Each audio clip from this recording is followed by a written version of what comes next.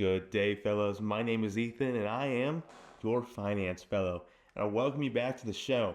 I apologize for missing my show upload date of last Sunday.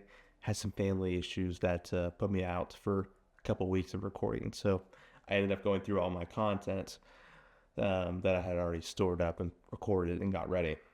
But today, we're actually going to be reading audience comments. Now, this comment is from YouTube. It's from Nicholas C. McKee. Nicholas says, I was at Fidelity earlier trying to figure out how to get stocks, mutual funds, maybe ETFs that produce dividends like Coca-Cola, but they say most only reinvest back into the stock. So I wouldn't be paid out actual cash in hand monthly other than maybe a brokerage account. Now he does go on to ask a few more questions and we'll go and read all of them together. I'm fine with not touching my retirement, but I also want to make money from stocks similar to how others do from real estate through renting. Maybe I'm the only one who wants to try to wade through these waters, but it's just something that he has questions about. So let's kind of break down the first question, dividends. Americans and the United States citizens absolutely love dividends, but are dividends a good investment for you as an individual? It really depends. Typically, dividends are produced by companies that have been in the game for a while. A great example I always think of when I think of dividends is AT&T, because that was my first stock I invested into myself, where I was like, man, dividends. I want dividends. I want to live off dividends, like all these financial gurus say they do online. It's not realistic. We'll get there. But dividends are very attractive because they're taxed at a very advantageous rates. So they're not taxed at ordinary income rates, they're taxed at capital gains rates. Now, capital gains rates, you have to make a lot more income for you to pay taxes on it than what you would ordinary income. So that's why people love dividends. But let's talk about dividends on the company side. What do dividends mean for a company that's, producing dividends and giving them out to the shareholders?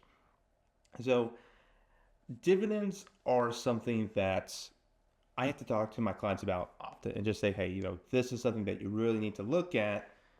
Dividends are not always the way to go. And producing income, assets that you can live off of, a lot of the time, capital appreciation is a more appropriate way to just buy and sell as things happen, or you can just take advantage of a high yield savings account.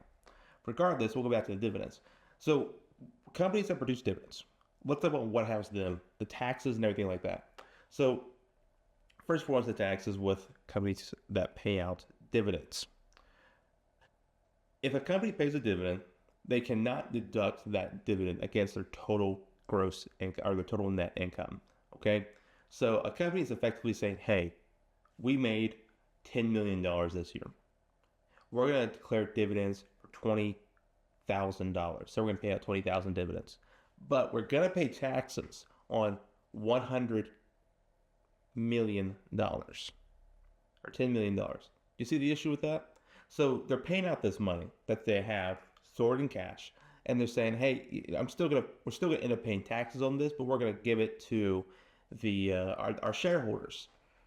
Well, here's the thing: shareholders also have to pay taxes on this, and this is something that a lot of people talk about, especially in the accounting world. Dividends are double taxation. So the company pays taxes on the front end, and then the individual pays taxes on the back end. Now, individuals, of course, have a more advantageous tax rate, but the companies that pay out dividends typically have a good bit of cash available to them. Yet they're continuing to pay out dividends, pay out dividends, pay out dividends, and continue paying taxes on money that they have already paid out. And it's just not advantageous for the company, especially because the company corporate tax rate right now is 21%. So, it's a pretty hefty sum to pay out dividends on the company side. Something else, when you start paying out dividends as a company, you need to really understand that these companies that are paying out dividends are not in a position to make big innovative change. The only companies that pay out dividends are ones that have their board of directors has determined, hey, we've got a great business, we're going to continue to innovate, but just very little bits, instead of putting and reinvesting all of our money that we generate throughout the year back into the company to make the company better and make more revenue, we think we're at a great place. We're going to pay out dividends, and we're just going to innovate less. It's not a great position to be, because like I said, dividends, one, the tax side, but two, the psychological side. A lot of the time, these businesses that are declaring dividends are not in the best financial shape. Take AT&T, for example. It's a company that like I said, I hear it often thrown out whenever we start talking about dividends, because they're a very well reputable company for producing income, and their stock price has been going down over the past several years. And there's multiple reasons for that, but one of the reasons is they pay dividends. And shareholders are saying, hey, I'm glad you're paying, I think it's 5.8% right now. I'm glad you're paying 5.8% or 5.6% on these dividends, but you're really not innovating. You're missing out on a lot of the options available to you to generate more income. And there's more competition in the market. Mint Mobile ran in, and now Mint Mobile has a really cheap monthly fee, and AT&T just can't keep up with that price.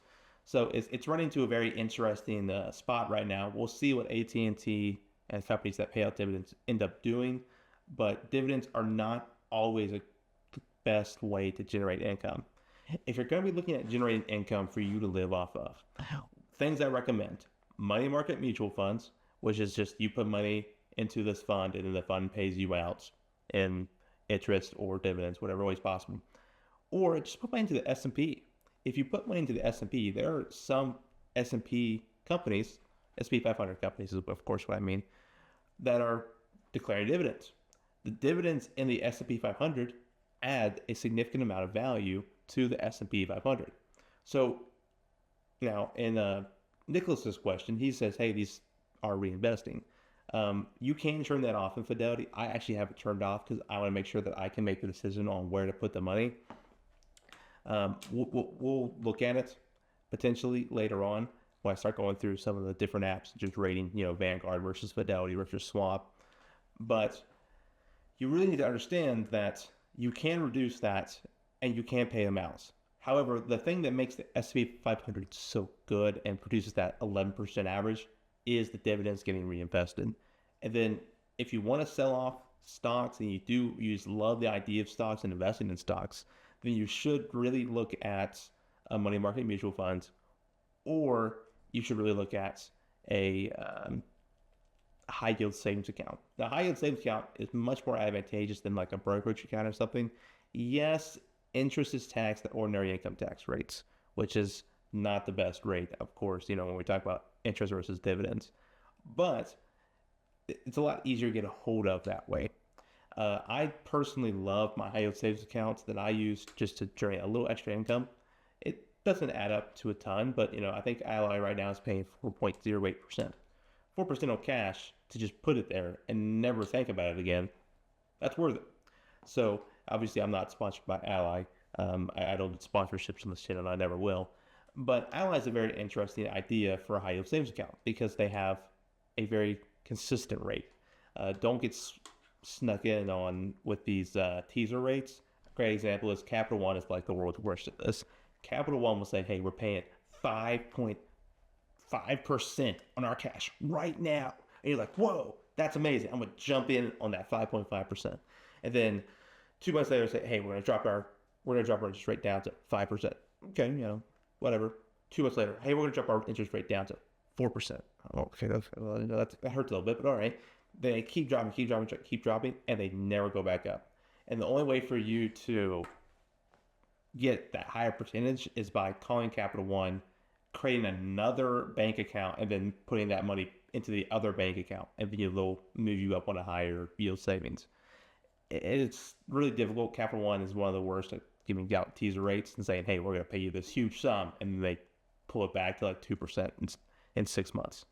So just be realistic with that and look for good banks that are consistent. Like I said, I use Ally, and I'm a big fan of Ally.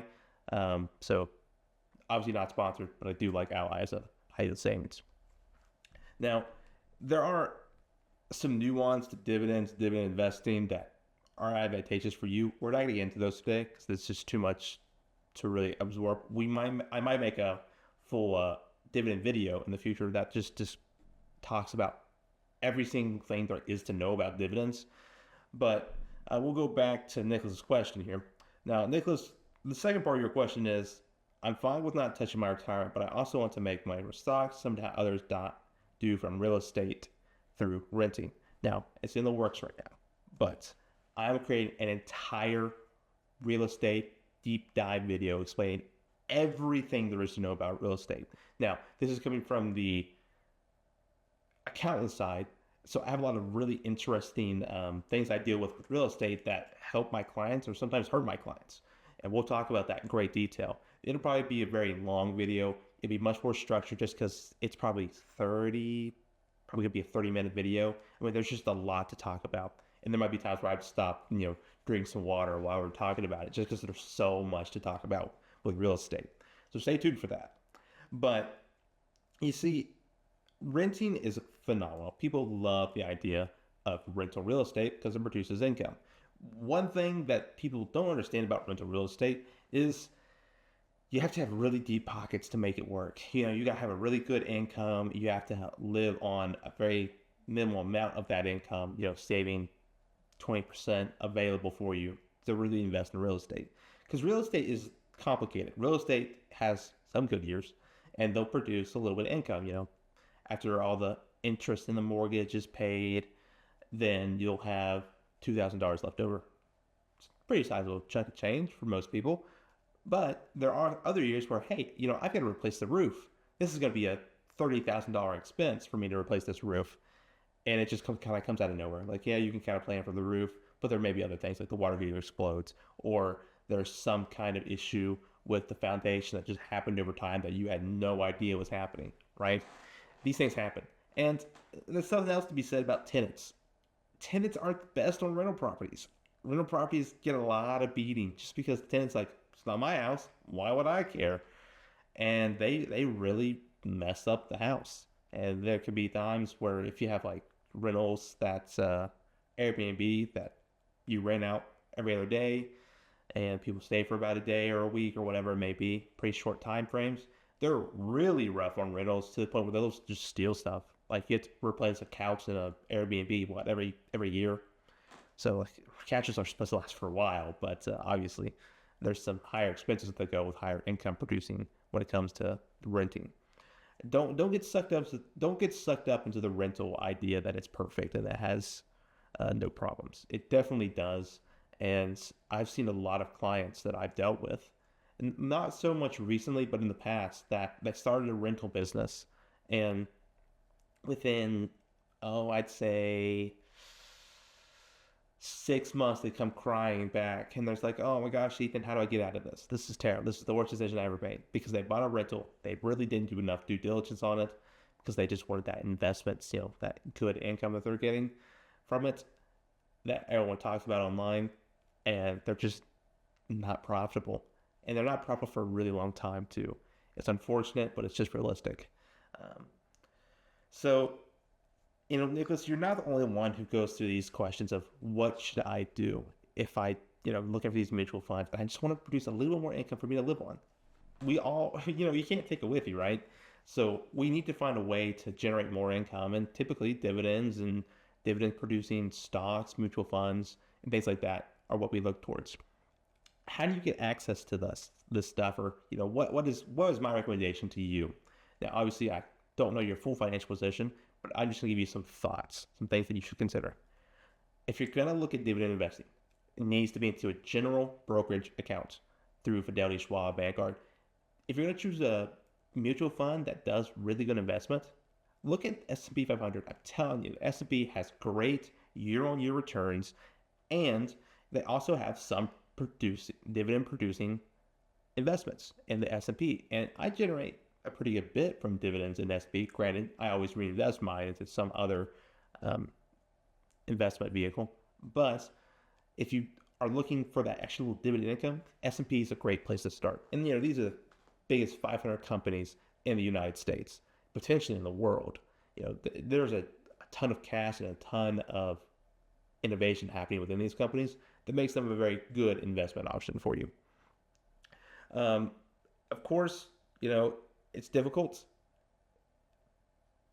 If you really need cash, the digital brokerage account also opens up the door where you can go in and sell the S&P 500 mutual funds and generate income that way. Like I said, capital appreciation is probably one of the best ways to generate income.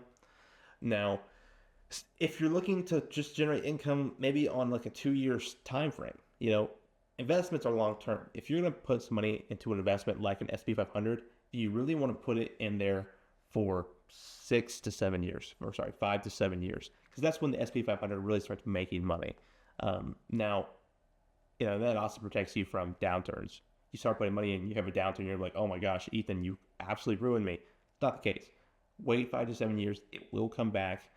We had the lost decade way in the past, but the lost decade was also one of the most influential and advantageous time for investors because they got to buy in at super low prices, and now these people are extremely wealthy because of that. So there's some good and there's some bad with it.